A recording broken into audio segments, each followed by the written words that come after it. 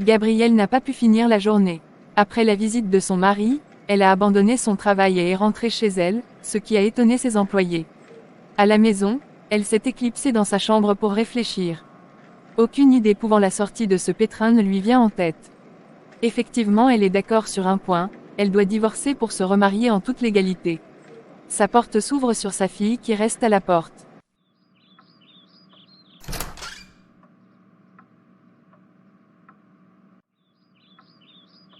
Maman, tata Stéphanie demande si elle te donne à manger. Non. La petite voulait ajouter un mot mais en voyant sa mère afficher sa mauvaise mine, elle s'est abstenue et est partie. Impossible pour Gabrielle d'avaler quoi que ce soit alors qu'elle n'a presque rien mangé depuis le matin.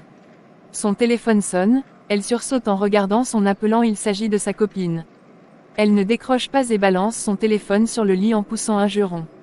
Merde, ce jour est décidément le mauvais jour de sa vie depuis qu'elle a posé les pieds dans ce pays il y a 9 ans. Son passé vient de la rattraper de la mauvaise des manières alors qu'elle était en train de montrer à son mari qu'elle est une bonne femme pour éviter qu'il annule leur union. Le temps passe, elle continue de tourner en rond dans la chambre. Elle va ensuite prendre un bain bien frais qui pourra lui ouvrir l'esprit. Alors qu'elle va se rendre dans son hôtel dans quelques minutes, elle n'a toujours pas trouvé de proposition à lui soumettre.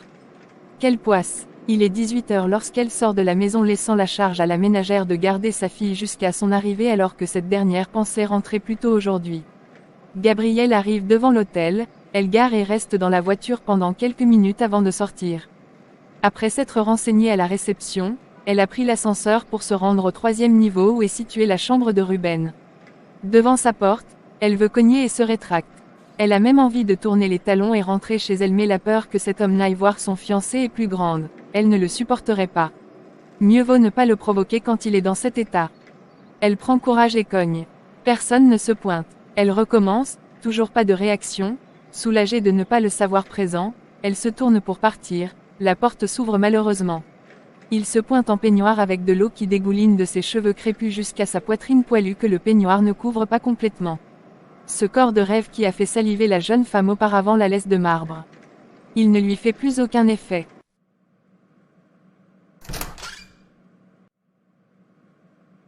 Et c'est toi? Tu es pile à l'heure ma chérie. Entre.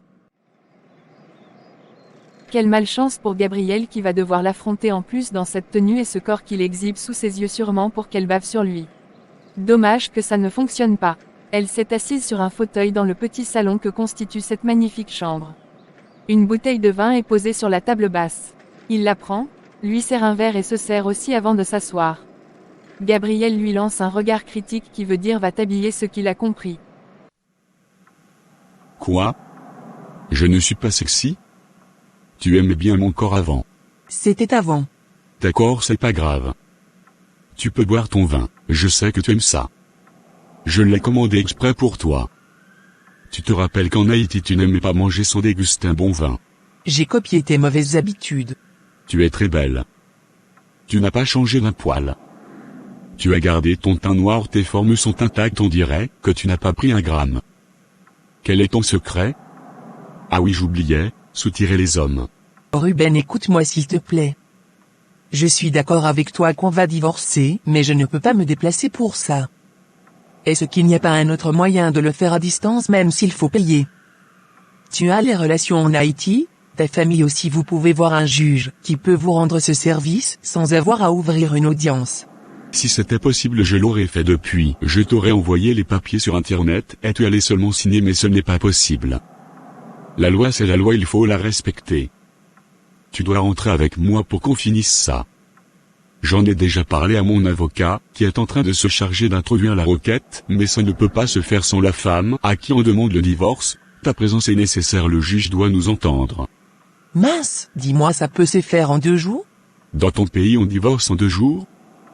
Pourquoi tu veux me faire bavarder? Sois sérieuse Gabrielle, toi aussi tu es sur le point de te marier. Tu parles comme si c'était facile. J'ai une vie moi. J'ai une fille qui a besoin de moi, j'ai un boulot, et qu'est-ce que je dois dire à mon mari, que je vais où? Faire quoi? Tu crois que c'est facile? Je m'en fous, fallait y penser avant de le cacher à ton homme. Moi, ma fiancée sait tout ce qui se passe, je ne lui ai jamais caché que je suis toujours marié. Tu me parles d'enfant, ça m'amuse. Lorsque nous nous sommes mariés, je t'avais demandé un enfant, tu m'as dit n'être pas prête. 1 an, 2, 3 ans sont passés, tu n'étais toujours pas prête et curieusement, dès que tu me quittes, tu tombes enceinte d'un autre homme. Ta fille a 8 ans, n'est-ce pas? Juste une année après ton départ, waouh. Je crois que tu me trompais déjà avec cet homme étant chez moi. Avoue-le. Pas du tout. Je l'ai rencontré dans l'avion où nous étions assis l'un à côté de l'autre. Je ne t'avais jamais trompé, je ne pouvais même pas, tu avais mis les hommes derrière moi pour me surveiller. Ce n'était pas moi-même ma mère. Elle voulait que tu fasses une petite erreur pour qu'elle te chasse. Ah, et tu voulais que je reste chez toi? Non merci. Ça ne te donnait pas le droit de me soutirer. Je t'ai fait confiance, Glory, tu avais accès à mes comptes bancaires. Décidément, tu ne comprends pas ce que je te reproche. Qu'à cela ne tienne, j'ai avec moi un document que tu vas signer, il stipule que tu me dois 10 millions. Ce que j'ai avec moi un document que tu vas signer, il stipule que tu me dois 10 millions, ce que tu vas reconnaître en signant et en me donnant une garantie de remboursement, ou alors en me remboursant directement, peut-être en tranche, à toi de voir. Pendant que Gabrielle parcourt le document que son mari lui a présenté, ce dernier va s'habiller. Elle ne peut pas nier lui avoir pris de l'argent et ne peut pas refuser de lui rembourser, elle reconnaît être allée très loin. Gabrielle appose sa signature et détermine les modalités de paiement qu'elle a choisies. Elle lui remet le document qu'il lit. Tu me donnes la moitié avant mon départ, et l'autre moitié après avoir divorcé. Tu crois que je ne vais pas t'accorder le divorce? Sait-on jamais? Je ne te fais pas confiance. Glory, tu as plus à perdre que moi. Tu sais que je peux t'envoyer en prison pour double identité, et tu peux faire la prison dans mon pays pour vol, tu as tellement à perdre. Tu ne le feras pas parce que tu m'as aimé et moi aussi. Je n'ai pas réfléchi, il fallait que je rentre chez moi et je ne voulais pas rentrer sans argent, j'ai été emporté par mon ambition de réussir et poursuivre la même vie dans laquelle tu m'as habitué. Je n'ai pas pensé à toi, je te prie de m'excuser, je vais te rembourser. Je te crois. Maintenant tu dois te décider à rentrer avec moi pour qu'on finalise le divorce. Débrouille-toi comme tu veux chez toi, ça ne me regarde pas, moi je veux divorcer. Je rentre dans 5 jours, je te prendrai un billet d'avion. Ruben, s'il te plaît. Non Glory, je dis non. Permets-moi de refaire ma vie, mais qu'est-ce qui ne va pas avec toi? Tu es tellement égoïste et tu ne te rends même pas compte que tu causes du tort à ton fiancé. Ce n'est pas possible que tu puisses être têtu. Je te prends un billet d'avion, c'est tout, et si tu refuses, je vais voir Monsieur Ebong. Eh oui, je connais son nom. Ne me sous-estime pas. Gabrielle pousse un cri de détresse. Elle ne sait plus quoi dire ni faire pour empêcher ce voyage. Elle est prise dans un étau qui se resserre sur elle. Ruben reçoit une visite, ce qui l'oblige à partir. C'est lorsqu'elle est dans son véhicule qu'elle se rend compte que son fiancé a tenté de la joindre, malheureusement son téléphone était sous silencieux. Elle se rend à la maison, il est déjà de retour, Blaine installé au salon devant une émission avec sa fille. Bonsoir chérie. Bonsoir, je t'ai appelé sans succès. J'étais à l'entreprise, on m'a dit que tu es parti depuis. Mais où étais-tu? J'avais des courses à faire. Je vais me changer. Charlie la trouve perturbée. Il n'insiste pas et la laisse aller se débarbouiller. Lorsqu'elle revient, elle s'assoit seule sur la table à manger pour réfléchir loin des bruits de la télé. Lara annonce une bonne nouvelle à son père qui l'envoie l'annoncer à sa mère. Elle va la voir et l'interpelle à plusieurs reprises. Maman, Mao, maman. Quoi, tu me veux quoi?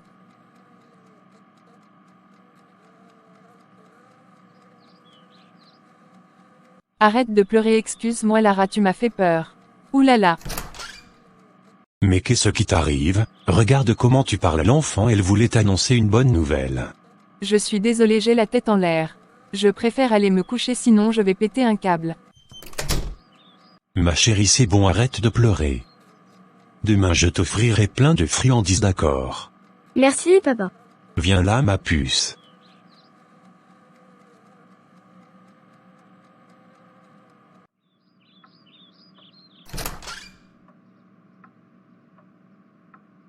Gabi, qu'est-ce qui ne va pas? Qu'est-ce qui te perturbe? Tu n'as même pas mangé. Je n'ai pas faim, chérie, c'est rien. Pardon pour Lara, je ne me sens pas bien. C'est elle que tu as offensée et non moi. Même si tu as des soucis, tu devrais faire la part des choses, tu ne peux pas te défouler sur les autres et encore moins ta fille. Tu lui fais peur là. Viens, on va manger, je vais nous servir. Gabrielle suit son mari malgré elle, il ne faut pas qu'il se doute qu'il se passe quelque chose sinon il risque de creuser et s'il le fait il va découvrir ce qu'elle cache depuis des années. Charlie a chauffé le repas, sa fille l'aide à mettre la table pendant que Gabrielle attend d'être servie. Son fiancé lui met un peu dans son plat qu'elle n'arrive pas à manger. Elle tourne la cuillère dans son plat jusqu'à ce que le repas refroidisse. Gabi mange. Nous avons déjà fini. Je t'ai dit que je n'avais pas faim. Mais bon, je vais manger un peu. Laura va te coucher. Tu viens me border? Maman va te border aujourd'hui. Non, je veux que ce soit toi. Tu vas venir, Nord. Pourquoi pas maman? Maman est fâchée. J'arrive, vas-y. Brosse-toi les dents et tu portes ton pyjama. La petite quitte la table. Charlie observe sa fiancée qui n'a pas réagi à ce que sa fille vient de mentionner. À croire qu'elle s'en fout des représailles qu'ont son comportement sur sa fille. De quitte lui aussi la table pour aller aider sa fille à se coucher. Ensuite il revient au salon. Sa fiancée n'a pas changé de position et son plat est resté intact, elle n'a rien touché. Gabi, tu vas me dire ce qui se passe à la fin? C'est de trop là. Mais pourquoi tu cries? Je t'ai dit que tout va bien. Me voici qui mange.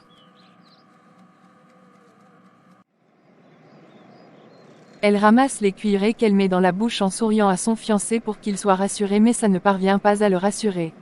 Il garde son calme et attend de voir son comportement les prochains jours. Gabrielle est dans la merde, elle ne sait plus quoi faire et à qui demander de l'aide. Le temps passe, le jour de départ de Ruben et du sien approche. Elle ne peut pas se déplacer et même si elle le voulait, qu'est-ce qu'elle dira à son fiancé? La seule personne à qui elle peut en parler c'est son petit frère. Ce soir au retour du travail, elle s'est arrêtée chez lui. Sa porte est ouverte. Elle entre sans cogner. Boris est assis dans le petit salon que constitue son studio, il mange de l'avocat et un bout de pain. Sa sœur s'assoit en face de lui en déposant son sac au sol. Qu'est-ce que tu manges comme ça? J'ai eu envie, tu aurais pu appeler, j'aurais pu ne pas être là. Tu es là, c'est ça qui compte. Tu es seul? Oui, tu as l'air bizarre, tu ne t'es même pas maquillé, c'est rare de te voir sans maquillage, toi qui aimes être présentable. Je suis dans la merde de Boris. C'est comme si le diable avait déposé ses valises dans ma vie. Et qu'est-ce qui se passe? Charlie veut rompre. Non, c'est très grave. Ruben m'a retrouvé. Ruben, c'est qui celui-là? Mon premier mari. Ah oui Ruben, oh il t'a retrouvé, il veut quoi, vous êtes séparés Nord? Ce que tu ne sais pas c'est que j'étais parti sans divorcer et je lui avais volé 10 millions. Quoi, mince Gabi, mais pourquoi? Oulalala, je comprends maintenant pourquoi tu dis qu'il t'a retrouvé. Il veut son argent et divorcer. Pour l'argent n'est pas un problème, je vais lui rembourser, mais pour le divorce il exige que je rentre avec lui pour suivre ça. Tu imagines, rentrer en Haïti, je vais dire quoi à Charlie? Tu vois les conséquences du mensonge, même à moi ton frère tu mens. Gabrielle, tu n'as pas le choix, tu dois divorcer, je ne comprends même pas comment tu peux vouloir épouser Charlie alors que tu as un autre mariage en cours. Ton mariage avec Charlie sera nul. Je croyais que ça devait passer, que cette histoire serait aux oubliettes et je n'allais plus avoir affaire à Ruben. Je croyais que personne n'allait jamais le savoir. Et merde. Ça me retombe au nez comme une malchance. Tu peux dire à Charlie que tu vas en Europe faire des achats. Quels achats? Nous avons déjà passé la commande de la prochaine cargaison, il n'y a rien que je puisse aller acheter. Je suis dans la merde de Boris. Part dans 2 jours et a pris un billet pour moi. J'espère que ce n'est pas un piège. Je ne pense pas, il dit vouloir aussi se marier, mais ne peut pas à cause de ce mariage. Qu'est-ce que je fais Boris? Demain je vais le voir pour verser la moitié de son argent. Que vas-tu dire à Charlie pour expliquer le retrait d'une grosse somme d'argent de votre compte? Je crois bien que vous avez un compte commun. Ne sois pas bête, même si on a un compte commun il y a toujours des comptes cachés. Une femme doit avoir un compte de secours. C'est là où je place toutes mes économies, c'est que Charlie ne sait pas. J'ai assez d'argent dans ce compte. Ah, les femmes et la jonglerie. Ma sœur, moi je ne sais pas quoi te dire. Ou alors c'est le moment de dire toute la vérité à Charlie. Ça serait la raison idéale pour me quitter, je ne peux pas prendre ce risque. Et si je lui disais que je vais à Yaoundé pour chercher un emplacement pour l'entreprise qu'on veut créer là-bas? Oui, mais il va t'appeler, ça ne va pas passer. Tu vas expliquer ça comment? Gabi, dis-lui la vérité, de toute façon tu es déjà dans le NDEM. Autant mieux en finir. Jamais, je ne peux pas. Je me suis battu pour être où je suis, je ne peux pas perdre ce que j'ai construit pendant des années et je n'ai pas envie de me retrouver mère célibataire. Le problème c'est que tu ne sais pas combien de temps va durer la procédure de divorce et tu ne sais même pas ce qui t'attend là-bas. Si tu étais sûr qu'en une semaine ça serait bouclé, tu pouvais y aller en mentant à Charlie, mais là c'est difficile. Si la procédure met long comme ici chez nous, ça craint. Ou tu peux partir et revenir faire des va-et-vient lorsqu'il y a des audiences. Qui va gérer toutes ces dépenses, dis-moi? Tu crois que Haïti est la porte d'à côté? Je ne sais donc plus quoi te dire. La décision te revient. Bon, c'est décidé, je ne pars pas. Demain je vais lui remettre l'argent et je rentre chez moi, il va partir seul gérer ce divorce et m'envoyer les papiers pour signature.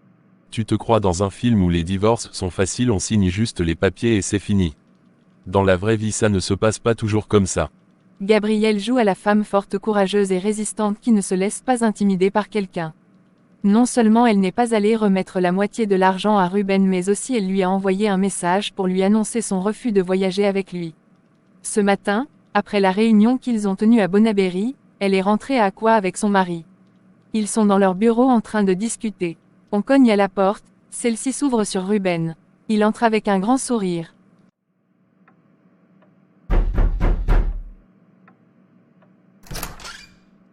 Ah, le couple Ebong est dans la place. Bonjour monsieur Ebong, je venais spécialement pour vous rencontrer.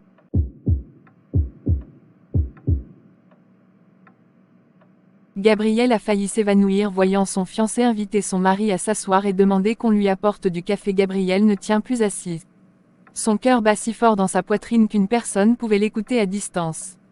Voir son ex-mari discuter tout en souriant avec son mari lui donne des sueurs froides. Elle réussit à le regarder et lui parler avec le regard suppliant de ne rien dire ou faire de ce qu'il a en tête. Charlie envoie sa femme leur servir des boissons.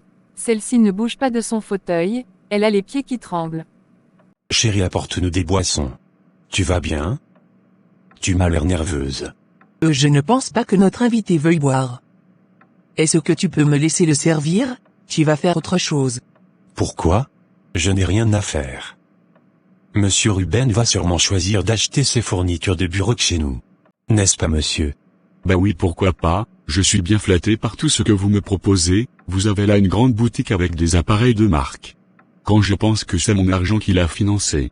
Pardon? Ne faites pas attention à ce que je dis, monsieur Ebong. Comme je vous l'ai dit, je fais le tour des boutiques pour pouvoir me décider. Le vôtre a été fait, je vais poursuivre mes tournées. Est-ce que je peux avoir votre contact? Mais bien sûr. Attendez un instant. Charlie ouvre le coffre de son bureau et sort une carte de visite qu'il remet à Ruben. Ce que Gabrielle n'approuve pas car il a désormais le numéro personnel de son fiancé, c'est dangereux pour elle. Elle se garde de faire tout commentaire et attend juste son départ pour souffler. Ruben se lève enfin. Monsieur Ebong, j'espère qu'on se reverra bientôt, si ce n'est pas pour acheter des articles ça sera pour autre chose et je vous assure que vous allez aimer. Je n'en doute pas, monsieur. Vous êtes la bienvenue ici. Si vous ne me trouvez pas, madame pourra s'occuper de vous. Merci. Vous êtes aimable. En passant, vous avez une très belle femme, oulala, les Camerounais sont magnifiques. Je pense que je reviendrai ici spécialement pour me trouver une femme de chez vous, oulala, elles ont des formes. Merci pour le compliment, ma femme est magnifique, et c'est une bonne femme d'affaires, c'est elle qui commande ici. Vous faites bien de vouloir choisir une femme chez nous, vous n'allez pas le regretter. Très bien. J'ai dû repousser mon vol, pour quelques jours à cause d'un problème personnel, que je compte régler de gré ou de force. Alors on va se dire à bientôt. Bientôt, monsieur Ruben. Ruben se tourne vers Gabrielle, il lui sourit et s'en va. Elle peut souffler et s'asseoir confortablement dans son fauteuil. Son fiancé est heureux d'avoir eu un nouveau client et il pense que ce dernier reviendra leur faire des achats. Oh chérie, on aurait dû prendre son numéro. Oulala, j'ai complètement oublié. Non, pourquoi prendre son numéro? S'il a dit qu'il va revenir, il va le faire à moins qu'il n'aille voir ailleurs. Non, il n'ira pas ailleurs. En qualité d'appareil, nous sommes les meilleurs dans la ville. Tu n'étais pas bien tout à l'heure, ça va à présent? Oui, ça va. Est-ce que tu vas mettre long ici? Je veux dire si tu n'as rien à faire dehors ou à Bonaberry. Je vais sortir tout à l'heure. Pourquoi? As-tu besoin de quelque chose? Non, ça va, je voulais juste savoir ton programme. Gabrielle va se rendre chez son ex-mari pour discuter avec lui. Elle cherche un moyen de disparaître sans que son fiancé ne se pose des questions et l'interroge. C'est dans l'après-midi qu'il est enfin parti. Gabrielle range aussi ses affaires pour sortir et laisse la charge à la caissière d'aller faire le versement et de fermer la boutique. Elle s'en va d'abord à la banque faire le retrait et va à l'hôtel où loge Ruben. Ce dernier lui ouvre la porte, elle entre et va s'asseoir sur ce fauteuil qu'elle a occupé lors de la première visite. Ruben fume du cigare qui alimente la chambre par son odeur. Ce qui gêne Gabrielle. Est-ce que tu peux éteindre ton cigare? Tu n'as rien à me demander où est mon argent? Je l'ai avec moi. Tu n'avais pas besoin de venir à l'entreprise Ruben. Mais qu'est-ce que tu veux me faire comme ça? Pardon? J'attends qui depuis? Tu m'as envoyé un sale message qui disait que tu ne rentres pas avec moi et tu ne me donnes pas mon argent. Tu as peut-être oublié que tu as signé un engagement et que tu me dois le divorce. Et Gabrielle ou Glory, je ne suis pas ici pour m'amuser, je ne suis pas ici pour gâter ton mariage, ça ne m'intéresse même pas, ce que je veux c'est mon argent et que tu me libères. Je veux moi aussi me marier. Excuse-moi, je me sens tellement perturbée et j'ai peur que tout ceci affecte mon foyer. Ruben, qu'est-ce que je vais dire à mon mari pour voyager? Tu as une idée? Oui, j'ai une bonne idée, dis-lui la vérité et qu'on en finisse. Je ne peux pas faire ça. La vérité? Ah non, il va me quitter sur le champ. Putain, je n'aurais pas dû lui cacher ça dès la première semaine qu'on s'est rencontrés, je suis fichu. Tu ne penses qu'à toi, tu es très égoïste. Tu crois que moi je vis cette situation comment? Ma famille me met la pression, ma fiancée et ma belle famille, je suis sous pression. Ce n'est pas facile, je dois rentrer avec des bonnes nouvelles ou je me ferai crucifier. J'ai repoussé notre voyage, pour te permettre de te préparer. J'ai encore 5 jours ici, tu as le temps de trouver quoi dire à ton fiancé. Je suis cuite. Si au moins j'étais sûr que ça ne va pas durer. J'ai discuté avec mon avocat, il m'a assuré que ça ne prendra pas de temps. Nous n'avons pas eu d'enfants, et les biens que j'ai eus ont été contractés bien avant le mariage, donc il n'y a pas grand-chose sur lequel on va discuter. Je ne veux rien de toi, je veux seulement divorcer. Il m'a dit que ça peut faire 1 mois si tout se passe bien. 1 mois? Mais c'est énorme. Si c'était même 2 semaines, j'aurais pu inventer une excuse pour dire à Charlie, mais 1 mois non, c'est trop là. Tu ne peux pas voir le juge pour qu'il puisse régler ça en peu de temps? Parce que je suis qui? Je suis un businessman et non un ministre ou un député. Tu crois que notre juridiction est corrompue comme la vôtre? En plus, notre dossier ne sera pas le seul à être traité, il y a plusieurs personnes qui sont aussi pressées de divorcer que nous et ils doivent attendre leur tour et suivre la procédure. Tu dois être là pour apporter ton témoignage, on doit t'entendre. Je ne vais quand même pas divorcer avec un fantôme. Mince. Le ciel me tombe sur la tête. Le téléphone de Ruben sonne, il le prend en faisant signe à Gabrielle de ne pas dire un mot. Pendant qu'il cause, elle sort l'argent de son sac qu'elle dispose sur la table. Sa conversation lui fait comprendre qu'il parle avec sa fiancée. Tu vois que je suis harcelé partout, ma femme me réclame, elle se dit que je me suis glissé dans tes cuisses. Allez femme. À un moment j'ai cru que tu m'avais menti. Mon frère a même pensé que tu veuilles me piéger. Mais vous avez de l'imagination chez vous. Pourquoi te piéger? Nous voulons la même chose, parce que si tu te maries aujourd'hui ce mariage sera nul. Merci pour mon argent, j'aime les personnes qui tiennent à leurs promesses, j'espère seulement que tu n'as pas dévalisé ton mec. C'est mon argent et non le sien. Je vais y aller. Je t'attends pour le départ, et ne me snomme pas, sinon la prochaine visite sera chez toi. Gabrielle se lève et sort de la pièce.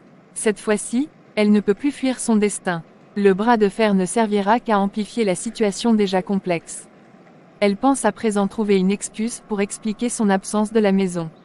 Mais laquelle? À la maison, Charlie vient d'entrer, il trouve son père bien installé dans son fauteuil.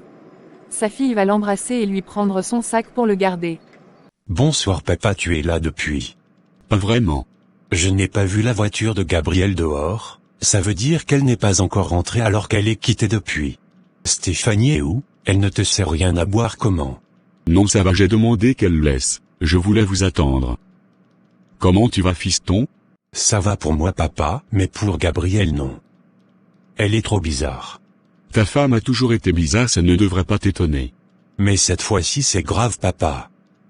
Elle est très énervée. Elle crie sur tout, même sur un objet. Hier je l'ai écouté gronder sa chaussure, et la balancer dans le placard tout simplement parce qu'elle n'a pas pu la mettre. Est-ce que c'est la chaussure qui doit la porter? Votre couple me fait trop rire.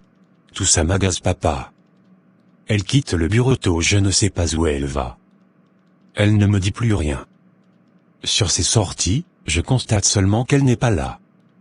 J'ai l'impression qu'il se passe quelque chose. Qu'elle me cache. Ta femme a un amant. Quoi? Un amant? Non, papa, Gabi ne peut pas me tromper. Mon fils, il faut avoir peur des femmes. Je disais la même chose concernant ta mère sans savoir que les feuilles de macabo poussaient entre ses cuisses. Papa, c'est pas gentil ça. Comment tu peux parler de maman ainsi? Paix à son âme, papa, respecte sa mémoire. Ta seconde femme n'était non plus pas parfaite. Je n'ai pas eu de chance avec les femmes.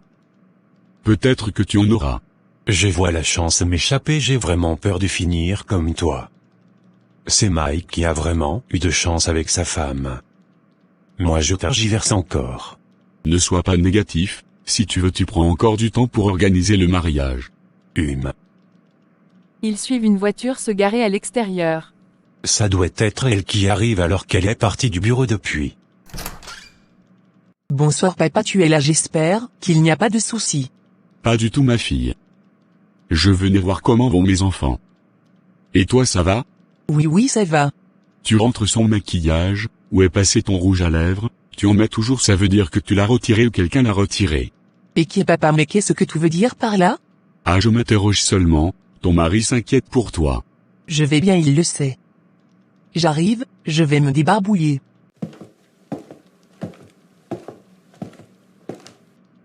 Quoi? Il fallait bien que je demande?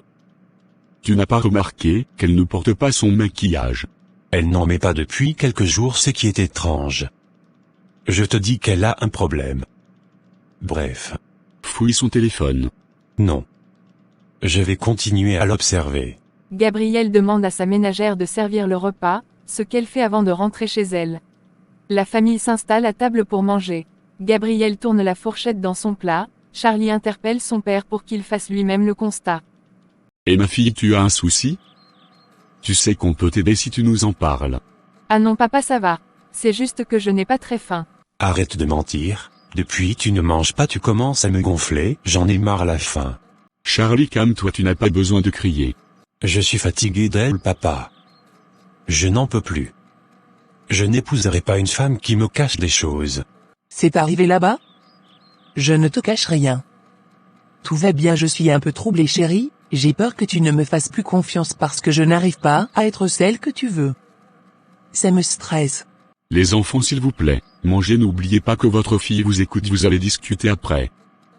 Gabrielle, je compte sur toi pour résoudre ce problème s'il y en a. Et toi Charlie, au lieu de râler, écoute ta femme. Charlie est fatigué d'ouvrir le dialogue tout le temps. Comme il a dit à son père, il va l'observer. Le dîner s'est passé dans le silence, Gabrielle a fini son plat même si elle n'avait pas faim. Lorsque son fiancé est dans la pièce, elle se comporte normalement mais dès qu'il s'en va elle devient nerveuse et colérique. Elle a déjà fait fuir sa fille plusieurs fois. Ce soir après le travail elle est restée prendre de l'air à la véranda dehors. Demain c'est le week-end, elle réfléchit à une meilleure excuse pour divorcer et en même temps sauver son mariage. La voiture de Karine se gare dans la cour, elle en sort avec son fils qui porte son sac à dos. Bonsoir maman Gabrielle. Bonsoir Ben. Karine arrive à son tour. Salut Gabrielle. Est-ce que Charlie est là? Pourquoi tu veux le voir? Je peux lui passer le message. Je veux le voir personnellement. Elle s'apprête à entrer, Gabrielle la retient. Et où vas-tu comme ça? Si tu veux le voir, tu l'attends dehors. Tu es vraiment insupportable. Appelle ton père s'il te plaît. Gabrielle l'atoie, Karine fait de même. Charlie arrive à temps pour ne pas les voir se battre. Oui Karine, bonsoir. Tu peux entrer. Entrer où? Vous pouvez parler là dehors, pourquoi tu veux qu'elle entre? Tu manques de courtoisie Gabi. Ça va aller pour moi, je voulais juste te dire que Benjamin a son cahier des notes dans le sac que tu vas signer. Il n'a pas voulu que je signe. D'accord, j'ai compris. Donc c'est tout ce que tu voulais lui dire au point de vouloir entrer. Tu es pathétique Karine, on sait tous les deux ce que tu veux exactement, petite aguicheuse. Je vais faire comme si tu n'avais rien dit. Charlie, apprends à calmer ta marionnette, parce que prochainement je ne la laisserai pas m'insulter. Je crois que j'ai assez encaissé de sa part comme ça. À dimanche. Karine est partie. Charlie lance un regard noir à sa fiancée avant d'entrer. Il va aider sa fille et son fils qui iront passer le week-end chez leur oncle, ce qui rend la tâche facile à Gabrielle qui peut effectuer ce qu'elle entreprend de faire. Gabrielle passe cette soirée seule dehors, la tête enfouie dans ses pensées. Charlie revient de sa course chez son frère où il était allé laisser ses enfants. De s'assoit aux côtés de sa femme et d'une voix calme il lui dit. Il faut qu'on parle, Gabrielle, je ne peux plus supporter ton comportement. Si tu me caches quelque chose, c'est le moment de parler, nous sommes seuls à la maison. Je ne te cache rien. J'ai lutté durant toutes ces années, pour occuper une place de reine dans ta vie, pour nous donner une meilleure vie et fonder une famille. Ce n'est pas aujourd'hui que je vais perdre tout ça et je ne le veux surtout pas. Tu es très important pour moi mon chéri, je t'aime et je tiens à toi, je te demande d'être patient avec moi. Sois patient s'il te plaît. Ce mauvais vent va passer, tu verras. La patience, je ne fais que ça depuis ça devient long, tu ne crois pas? Mon père pense que tu as un amant. Et toi qu'est-ce que tu penses? Que tu caches autre chose que ça. Je ne pense pas que tu puisses me tromper. Ou je me trompe. Mais bien sûr que j'en serais incapable, je te suis fidèle mon amour. Il faut me croire Charlie, je n'ai aucun autre homme que toi dans ma vie. Est-ce que tu veux toujours m'épouser? Je ne sais pas.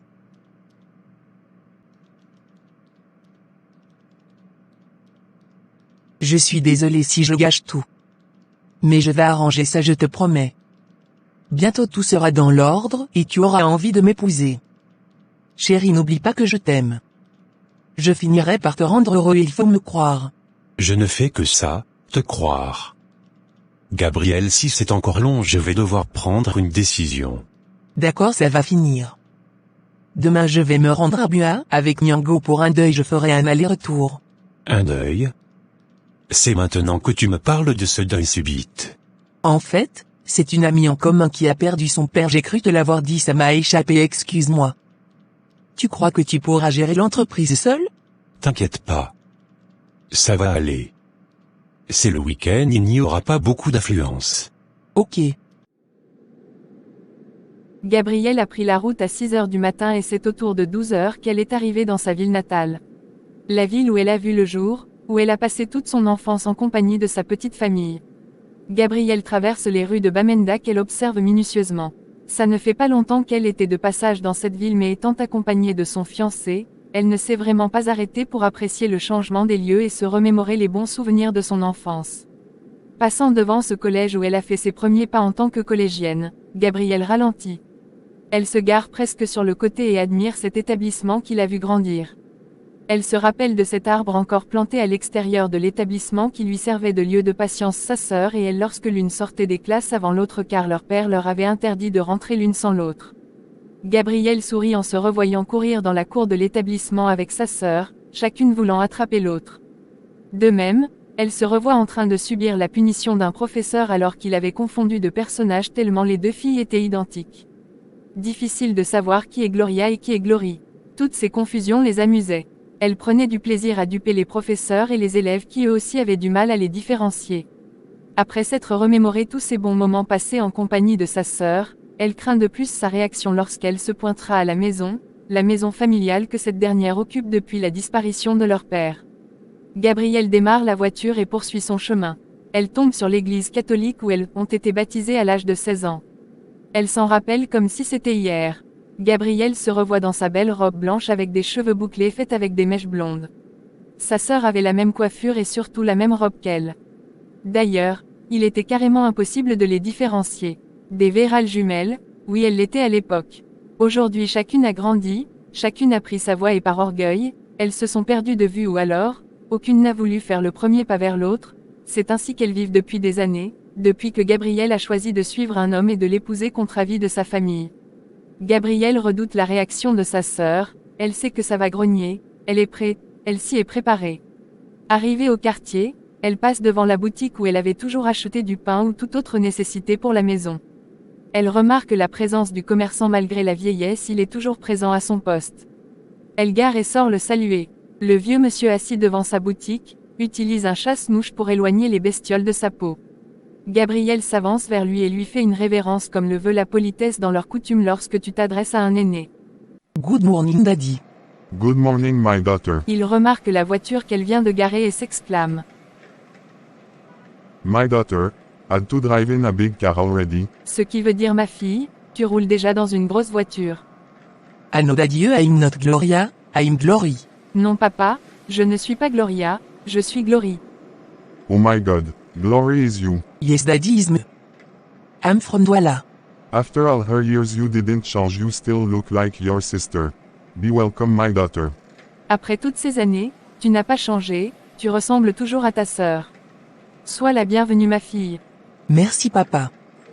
Je vais aller à la maison, je reviendrai te voir plus tard.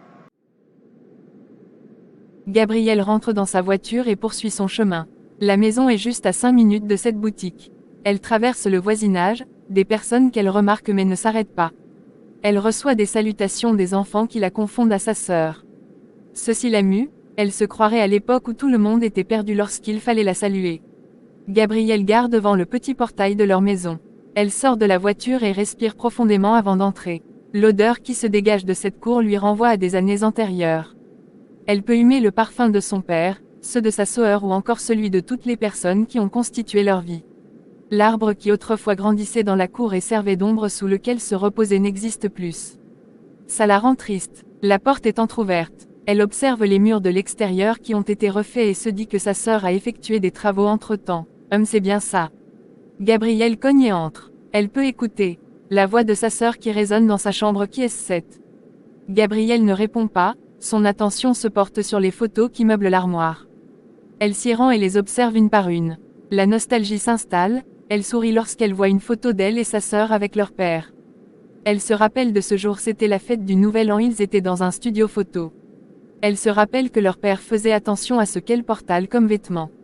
Il voulait tout le temps qu'elle soit identique, du coup, il leur offrait les mêmes vêtements, leur faisait coiffer pareillement et exigeait qu'elles portent les mêmes chaussures, ce qui ne facilitait pas la tâche aux autres à les différencier.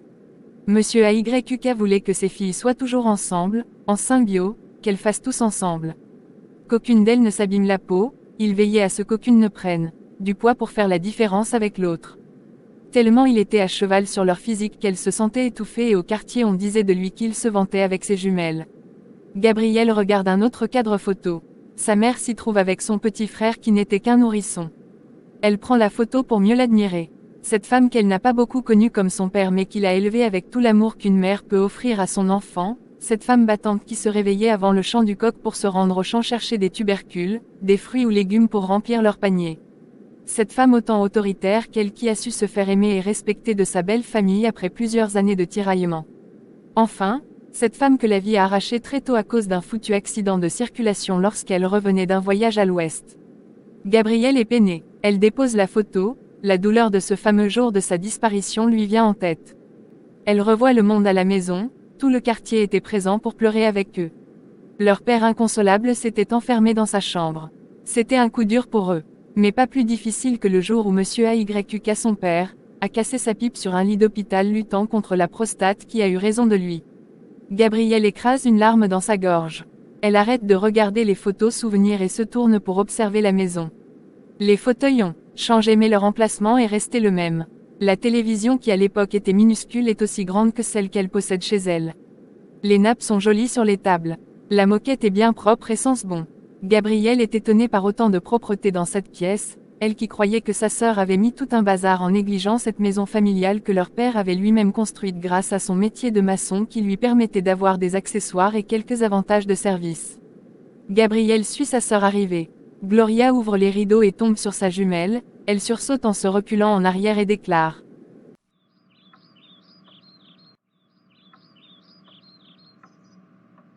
Oh mon Dieu! J'espère que je suis en train de rêver. Ah oui, je suis dans un cauchemar. Tu as déjà vu quoi? Je peux savoir ce que tu fais ici? Tu t'es perdu? Je peux te montrer le chemin. Je suis ici chez moi. Dois-je avoir une permission pour venir chez moi? Chez toi? Glory ne me fait pas rire depuis que tu as quitté cette maison, elle ne t'appartient plus. Ah, j'allais oublier, excuse-moi, j'ai dit Glory au lieu de Gabrielle Nana. Ici c'est chez les Ayuk, donc va-t'en. Que ça te plaise ou non, c'est le chez moi, et je vais m'asseoir. Qu'est-ce que tu fais ici, Glory? Sache que tu n'es pas la bienvenue. Je m'en fous, je suis chez moi, et tu ne vas pas me mettre dehors. Tu es quand même culotté après tout ce que tu nous as fait, Boris et moi, Après avoir bafoué les recommandations de papa, tu as piétiné sa mémoire, tu n'es qu'une sorcière. Si je suis sorcière, c'est que tu l'es aussi. Tu as oublié que nous sommes identiques. Je ne suis pas comme toi. Je suis une fille irréprochable. Je ne te ressemble pas. Après que tu m'aies abandonné avec Boris, pour suivre un homme en Haïti ou cette Inde, tu t'es demandé comment j'ai fait pour l'élever? Tu sais comment c'était pénible pour moi de joindre les deux bouts, n'ayant personne sur qui compter. Tu es allé dans un faux mariage avec un inconnu. Je me demande même pourquoi il ne t'a pas tué et te vendre. Gloria, ne me parle pas comme ça. Fiche-moi le camp, je te parle comme je veux. Tu es méchante. Même après ton retour, tu n'as pas fait signe de vie. Ah oui, je comprends, tu avais honte.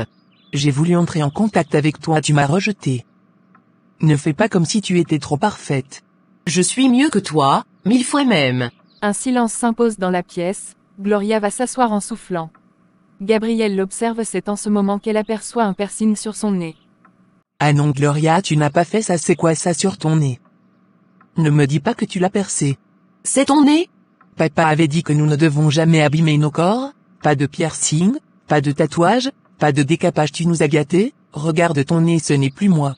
Et calme-toi. Nous sommes des jumelles, et non des siamois ou quoi que ce soit, chacun a son corps, et en fait ce qu'elle veut. Je n'ai pas percé le nez, c'est un faux piercing que je mets par occasion. Tu parles de respecter les recommandations de papa, comme si tu l'avais trop fait. Il doit être très en colère contre toi. Sûrement. Je sais que je l'ai déçu et toi aussi. Gloria, pardon, entrons l'âge de guerre. Faisons la paix. Tu ne m'as pas dit ce qui t'amène. Je peux avoir de l'eau? Non, je n'en ai pas. Et même l'eau tu refuses? De toutes les façons, je sais où la cuisine se trouve. Glory n'entre pas dans mes choses. Trop tard. Gabrielle est déjà à la cuisine où elle se sert de l'eau dans le filtre à eau qu'elle a trouvé à la cuisine. Elle revient ensuite au salon. Faut avouer que tu as bien entretenu la maison, tout est nickel. Ton travail d'enseignante paye à ce que je vois. Je sais que tu croyais que tu allais me trouver dans un trou. Ça t'aurait fait plaisir de me voir lécher la poussière.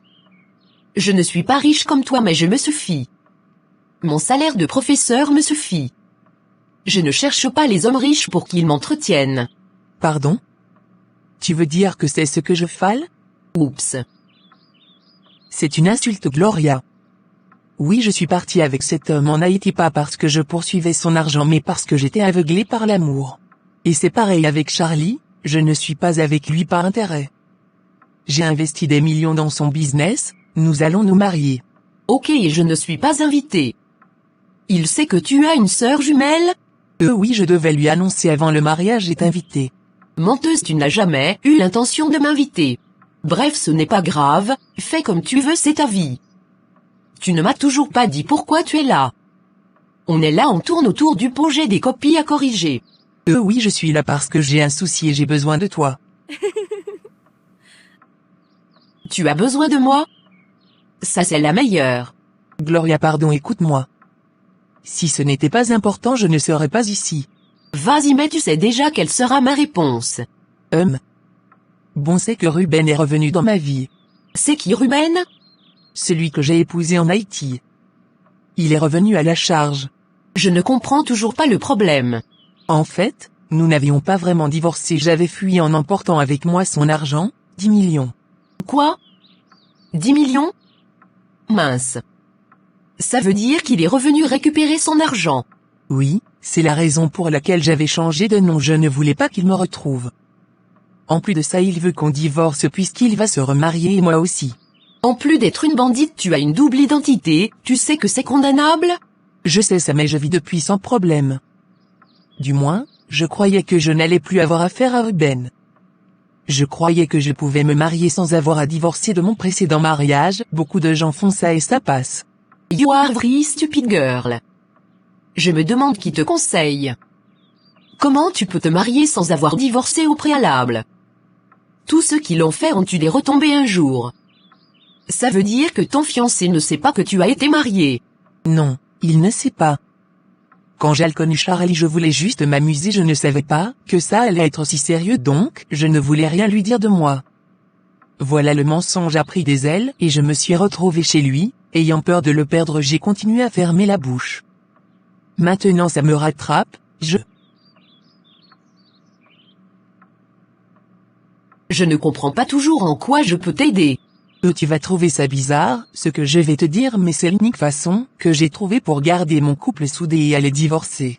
Ah, tu dois te rendre en Haïti pour divorcer. Oui, c'est ça donc le problème, et je ne sais pas quelle excuse donner à Charlie pour expliquer un si long séjour à l'extérieur. Déjà que c'est un peu tendu entre nous, il ne me fera pas confiance, je ne veux pas le perdre. Mais c'est simple, dis-lui la vérité. Quoi? Je vais lui dire que j'étais mariée ou que je suis toujours mariée, ajouter à ça lui parler d'une sœur jumelle, dont il n'a jamais eu vent, non c'est trop, il va rompre sur le champ, même son père ne me pardonnera pas. C'est tout ce que tu mérites. Je me demande comment les filles jongleuses comme toi font pour avoir les hommes bons à leur côté. La vie est injuste. Gloria, aide-moi. Je vais te payer. Je ne sais pas ce que tu veux que je fasse, Glory. Ton fiancé ne me connaît pas, qu'est-ce que tu veux que je fasse? Que j'aille parler à Ruben? Effectivement, Charlie ne te connaît pas, j'ai pensé que pendant mon absence tu pourras te faire passer pour moi. Pardon? Glory, tu as fumé de l'herbe ou quoi? Qu'est-ce que tu dis? Me faire passer pour toi chez lui? Oui, c'est l'unique façon que j'ai trouvé de gérer ça. Nous sommes identiques, Gloria, il ne saura pas que ce n'est pas moi. Je vais te payer, tu dis quoi de 500 miles? Sors d'ici très vite. Pardon Gloria. Ok, allons à 1 million. Tu es la seule personne qui peut me sauver, c'est seulement un mois. Tu es en train de m'énerver, Glory, rentre chez toi, c'est mieux. On va faire comme si tu n'étais pas venu ici et que nous n'avons jamais eu une telle conversation. Je vais aller dans la chambre me coucher un peu et à mon réveil j'espère ne pas te revoir, merci de fermer la porte derrière toi. Gloria se lève et s'en va dans sa chambre. Sa sœur est perturbée, elle croyait trouver une solution avec sa jumelle, mais elle a eu tort. Elle ne sait plus comment faire. Est-ce qu'il faut rentrer ou aller la voir et la supplier davantage, même s'il faut lui donner plus d'argent? La vie de son couple en dépend.